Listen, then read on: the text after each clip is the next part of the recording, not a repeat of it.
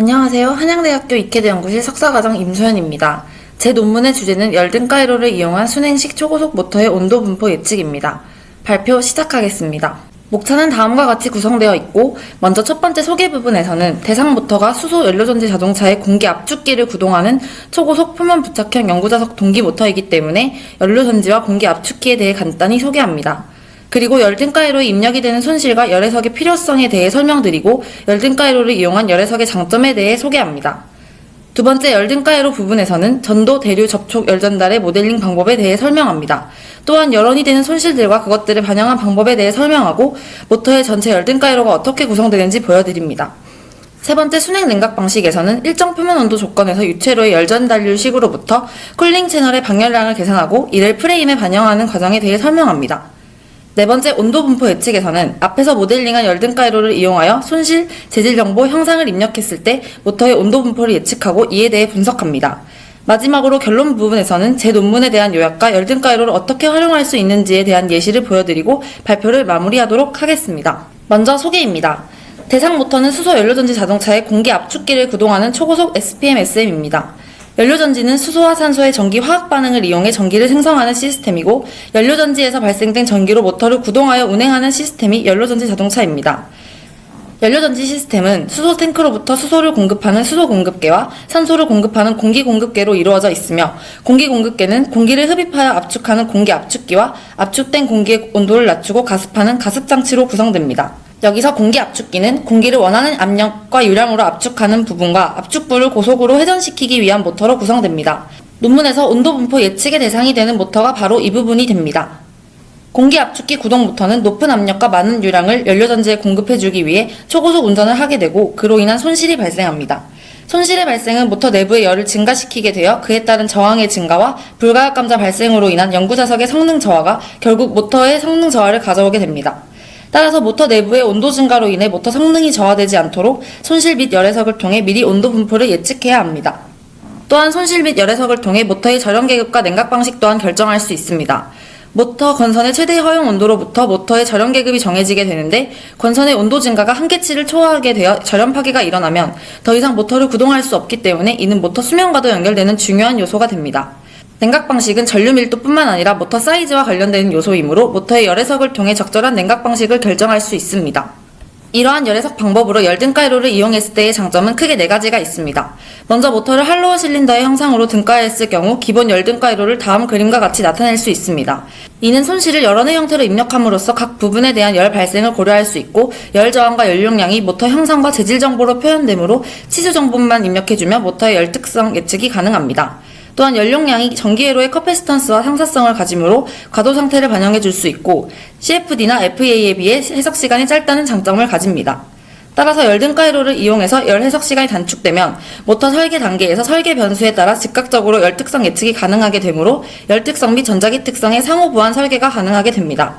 밑에 예시에서 모터의 부피가 일정하다는 조건에서 설계 변수가 적층 길이와 고정자 외경일 때, 고정자 외경이 2배로 커질 경우 적층 길이는 4분의 1로 줄어들게 되어 축방향 방열 면적은 반으로 줄어들게 됩니다. 이로 인한 온도 증가로 열 특성이 더 나빠지는 것을 확인할 수 있습니다. 열등가이로를 구성할 때 각 부분에서의 열전달을 열저항으로 모델링합니다. 열전달에는 전도, 대류, 복사 3가지가 있고, 먼저 전도 열저항을 모델링하는 방법에 대해 설명드리겠습니다. 모터는 회전기기이므로 각 부분의 형상을 할로우 실린더의 형태로 등가화될 수 있습니다. 열등가이로에서 모터의 각 형상은 럼프드 파라미터이기 때문에 여기서 각 방향의 대표 온도가 동일하고 열 용량과 열 발생은 균일하게 분포한다는 가정이 필요합니다. 이러한 가정 하에서 할로우 실린더의 전도 열전달은 반경방향, 축방향, 원주방향 총 3개의 방향으로 일어나는데, 밑에 레퍼런스 논문을 참고하여 권선과 스테이터 7을 제외한 부분에서 원주방향 열전달을 무시할 수 있습니다. 따라서 반경방향, 축방향 전도 열저항을 다음과 같은 회로로 모델링할 수 있고, 대상 모터는 형상이 단순하기 때문에 축방향 대칭을 가정할 수 있게 됩니다. 이로 인해 축방향 보정 열저항이 병렬로 모델링 될 수 있고, 모터의 축방향으로 양쪽 온도가 동일하게 됩니다.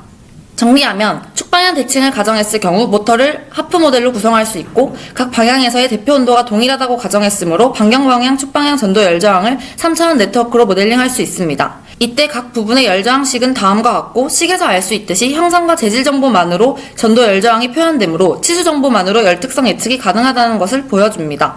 다음으로 대상 모델인 2극 육슬롯 SPM-SM의 단면도에서 대류 열전달이 일어나는 부분과 접촉 열전달 모델링이 필요한 부분을 설명드리겠습니다. 먼저 대류 열전달은 프레임과 외부 공기 사이, 공급과 스테이터, 캔 사이, 그리고 엔드캡 공기에서 일어납니다. 각 대류 열전달 개수들의 값은 레퍼런스 논문을 참고하여 표에 나타낸 것과 같이 계산하여 반영했습니다. 접촉 열전달의 경우 모터 각 부분의 접촉이 완전 이상적인 접촉이 아니므로 접촉 상태, 즉 표면 거칠기나 압력에 따라 접촉 열저항 개수가 달라지게 됩니다. 접촉 열저항은 프레임과 스테이터 요크 사이, 캔과 PM 사이, PM과 로터 사이에 모델링 되어야 하고, 이때 접촉 열저항 개수는 레퍼런스 논문을 참고하여 다음과 같이 반영했습니다. 복사에 의한 열전달은 초고속기에서 무시할 수 있을 정도로 작으므로 고려하지 않았습니다. 다음으로 열등가이로에 입력이 되는 손실의 종류와 그것들을 반영한 방법에 대해 설명드리겠습니다. 먼저 모터에서 발생하는 손실로는 크게 동손, 철손, 와전류손, 기계손이 있습니다. 동손은 전류가 흐르는 권선에서 발생하는 손실로 전류와 저항의 곱으로 계산할 수 있고, 철손은 고정자와 회전자 철심에서 발생하는 손실로 히스테리시스 손실과 와전류 손실을 포함합니다. 히스테리시스 손실은 철심의 히스테리시스 현상에 의해 발생하는 손실로 주파수에 비례하고, 와전류 손실은 철심의 도전율로 인해 시변하는 자기장에 의해 발생하는 와전류가 철심 저항에 의해 열로 소비되면서 발생하는 손실을 의미합니다. 이는 철심의 비선형성을 고려하여 유한요소 해석을 통해 계산하였고, 캔과 PM에서 발생하는 와전류 손실은 3D 유한요소 해석을 통해 반영했습니다. 기계손은 풍손과 베어링손을 포함하며 이중 풍손은 밑에 레퍼런스 논문을 참고하여 수식으로 계산하여 반영했습니다. 반영한 손실값들을 표로 나타내었습니다. 앞에서 전도 열저항과 대류 및 접촉 열저항, 그리고 여론인 손실을 반영한 전체 열등가이로의 구성입니다.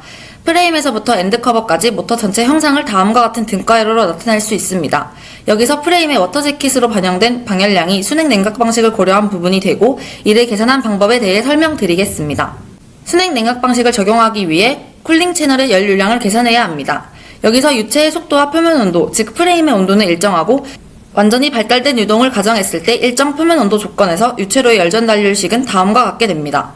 이 식에서 1번 관계를 이용하면 위치에 따른 유체 온도를 구할 수 있고, 2번을 이용하면 쿨링 채널의 열유량을 계산할 수 있습니다. 다음과 같은 식들을 이용하여 유료 형상에 따른 방향량을 계산할 수 있고, 이를 프레임의 워터 재킷을 통한 순행 냉각 방식의 형태로 반영합니다. 형상 재질 정보, 손실, 순행 냉각 방식이 반영된 열등가이로를 통한 모터의 온도 분포 예측 결과를 그래프로 나타내었습니다. 여기서 모터의 성능 측면에서 가장 중요한 값은 PM 온도가 되는데, 대상 모터의 PM 재질은 사마륨 코발트로 고온 감자가 일어납니다. 따라서 고온에서 불가역 감자가 발생하여 사마륨 코발트의 잔류자석 밀도가 감소하면 모터 성능이 저하되기 때문에 감자 해석을 통해서 불가역 감자가 발생했는지를 검증해야 합니다. 온도 분포 예측 결과 PM은 218.03도의 포화 온도를 갖고, 사마륨 코발트의 감자 곡선 데이터를 바탕으로 240도에서 감자 해석을 진행했습니다. 이때 감자 해석 조건으로 외부 자기에 의한 불가역 감자 현상이 일어나는지 판단하기 위해 뒤축 전류로 역자계를 인가해주고, 이때 전류의 값은 모터 동작 전류의 120%를 입력해줍니다. 이를 전류를 인가하지 않았을 때의 무브화 해석 결과와 비교한 결과 각각의 경우에 세교 자석을 통해 구한 감자율은 0.005%가 되고, 불가역 감자 판단 기준이 1% 이내라면 이 경우 불가역 감자가 되지 않았다고 판단할 수 있습니다. 결론적으로 본 논문에서는 순행 냉각 방식을 반영한 공기 압축기용 SPM-SM의 온도 분포를 예측했습니다. 온도 분포 예측 결과 초고속기에서 연구자석의 비산을 방지하기 위해 필요한 캔에서 온도가 가장 높았는데, 그 이유는 캔에서 발생한 와전류 손실이 가장 크기 때문입니다. 이는 PM과 접촉되어 있기 때문에 PM 온도를 증가시키게 됩니다. 이로 인해 불가역 감자가 발생할 경우 PM의 잔류자석 밀도 감소로 모터 성능이 저하될 수 있습니다. 따라서 열등가이로를 통해 PM 온도를 빠르게 예측하여 설계 단계에 반영함으로써 모터의 성능이 저하되지 않도록 설계 변수를 조정할 필요성이 있습니다. 뿐만 아니라 엔드 와인딩의 경우 권선의 저렴 파괴는 모터의 수명을 결정하는 중요한 요소가 됩니다. 엔드 와인딩은 공급 유량이나 냉각 방식에 따라 온도 특성이 변화하기 때문에 저렴 파괴가 일어나지 않도록 열등가이로를 통해 온도 분포를 미리 예측하여 공급 유량과 냉각 방식을 결정해줄 수 있습니다. 결론적으로 열등가이로를 이용하면 열 해석 시간이 단축되고, 설계 단계에서 다양한 설계 변수에 따른 열 특성 예측이 가능하게 되므로 열 특성 및 전자기 특성의 상호 보완 설계가 가능할 뿐 아니라 특정되지 않은 임의의 값에 대한 기준을 제시하는 데 사용될 수 있습니다. 활용 방안의 예시를 보여드리면, 연구자석의 불가역 감자와 엔드 와인딩의 저렴 파괴가 발생하지 않는 베어링 손실과 냉각수 공급 유량에 대한 기준값을 제시하는 데 열등가이로를 활용할 수 있습니다. 먼저 플로우 차트에서 베어링 손실과 냉각수 공급 유량의 기준을 결정하기 위해서 초기 조건으로 손실 재질 정보 형상이 주어져 있는 상태에서 열등가이로의 임의의 베어링 손실값과 냉각수 공급 유량을 입력합니다. 여기서 PM의 불가역 감자 발생 온도가 240도 이상이고 엔드 와인딩의 절연 파괴 온도가 140도 이상일 때 이를 넘는 경우 입력된 베어링 손실보다 작은 값을 다시 입력하고 냉각수 공급 유량은 증가된 값을 입력하게 합니다. 그 과정을 반복하다 PM 온도가 240도 미만이고 엔드 와인딩 온도가 140도 미만일 경우에 베어링 손실과 냉각수 공급 유량을 출력하여 기준을 제시하는 과정을 보여줍니다. 이를 퀀텀 앱으로 나타내면 베어링 손실과 냉각수 유량에 따른 PM 온도 분포와 엔드 와인딩 온도 분포를 알 수 있습니다. 그래프에서 빨간색 선으로 테두리 쳐져 있는 영역이 요구사항을 만족하는 영역이 되고 이 결과 PM의 불가역 감자가 발생하지 않으면서 엔드 와인딩의 절연 파괴가 발생하지 않을 베어링 손실은 230W 이하이고 이때 냉각수 공급 유량은 7 이상이라는 기준을 제시할 수 있습니다. 이는 모터 형상 설계 이후 베어링을 제작하는 기관에 베어링 손실 기준을 제공할 수 있고 또한 순행 냉각 방식을 적용할 때 칠러 사항을 결정하는 기준을 제시할 수도 있습니다. 제 발표는 여기까지이고 들어주셔서 감사합니다.